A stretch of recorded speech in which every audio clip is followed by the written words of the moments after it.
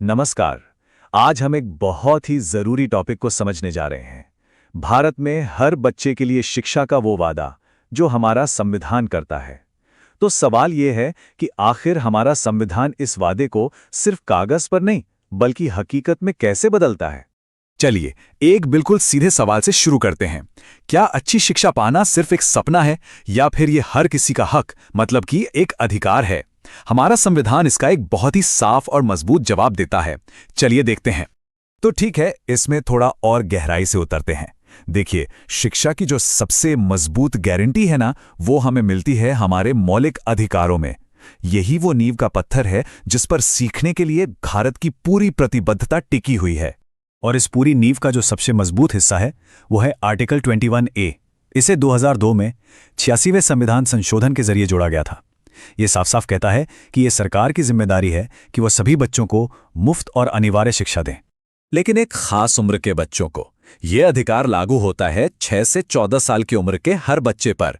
और एक बात याद रखिएगा, यह सिर्फ एक सरकारी पॉलिसी का लक्ष्य नहीं है, ये एक एनफोर्सेबल, एक फंडामेंटल राइट है।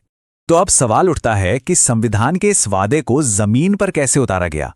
इसके लिए हमारी संसद ने 2009 में शिक्षा का अधिकार अधिनियम पास किया, जिसे हम सब आरटीई एक्ट के नाम से जानते हैं।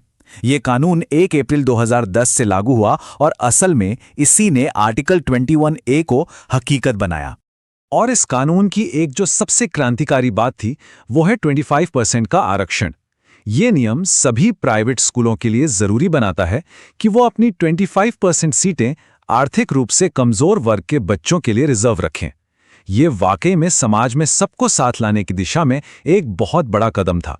लेकिन देखिए, ये जो मौलिक अधिकार है ना, ये अकेला नहीं है।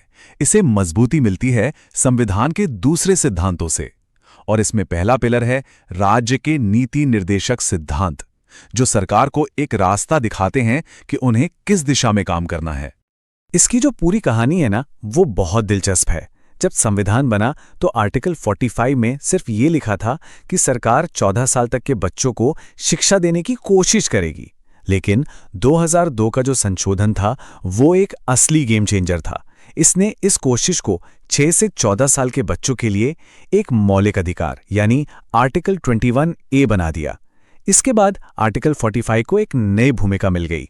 वो भूमिका है 6 साल से छोटे बच्चों की शुरुआती देखभाल और उनकी शिक्षा, जिसे हम अर्ली चाइल्डहुड केयर कहते हैं, उस पर ध्यान देना। और इतना ही नहीं, एक और आर्टिकल है आर्टिकल 46, जो सरकार को ये निर्देश देता है कि वो खास तौर पर SC और ST जैसे कमजोर वर्गों के शैक्षिक हितों को आगे बढ़ाएं ताकि समाज में बराबरी आ सके।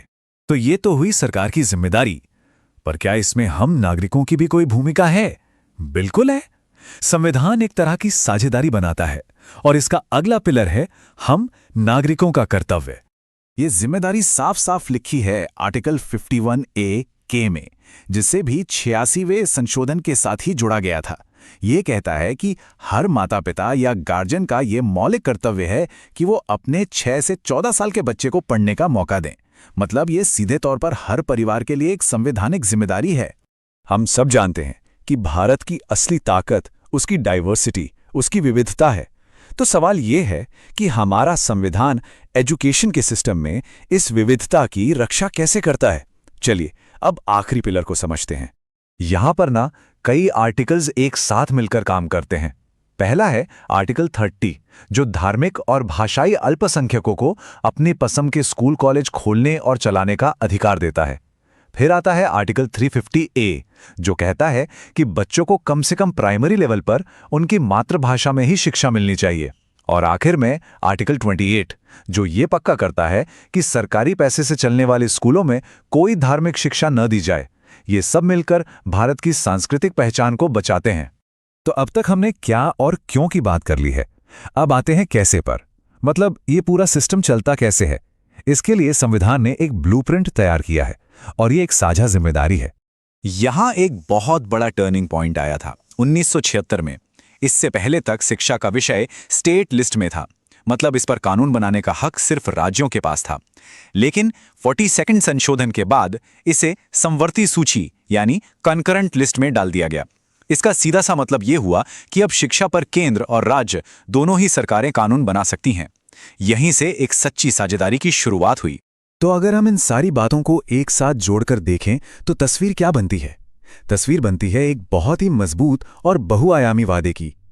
बच्चों के मौलिक अधिकार से लेकर माता-पिता के कर्तव्य तक, सरकार के लिए दिशा निर्देशों से लेकर अल्पसंख्यकों के संरक्षण तक, हमारा संविधान शिक्षा के लिए एक पूरा सुरक्षा कवच तैयार करता है। तो इसमें कोई शक नहीं कि हमारा संवैधानिक ढांचा बहुत मजबूत है। कानून अपनी जगह पर हैं, लेकिन इसका मतलब ये नहीं कि सफर पूरा हो गया है।